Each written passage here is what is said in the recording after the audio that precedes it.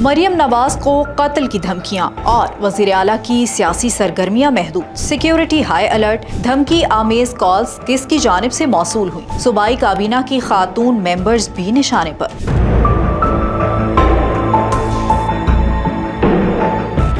Tehreek Labbaik Pakistan TLP کے خلاف سخت کارروائی اور ممکنہ پابندی کے اعلان کے بعد وزیر اعلیٰ پنجاب مریم نواز اور کابینہ کی کئی ارکان کو سنگین دھمکیاں موصول ہوئیں، جس کے باعث مریم نواز نے اپنی عوامی سرگرمیاں محدود کر دیں۔ سیکیورٹی میں تبدیلی کے تحت IG پنجاب حمزہ امان اللہ کو چیف سیکیورٹی آفیسر تعینات کر دیا گیا ہے، جس میں عظمہ بخاری کو قتل اور ریپ کی کھلی دھمکیاں دی گئی ہیں۔ خاتون وزراء نے سیکیورٹی خدشات کے پیش نظر اپنی عوامی مصروفیات میں نمایاں کمی کر دی ہے۔ اپڈیٹس کے لیے دیکھتے رہیے WeNews.pk۔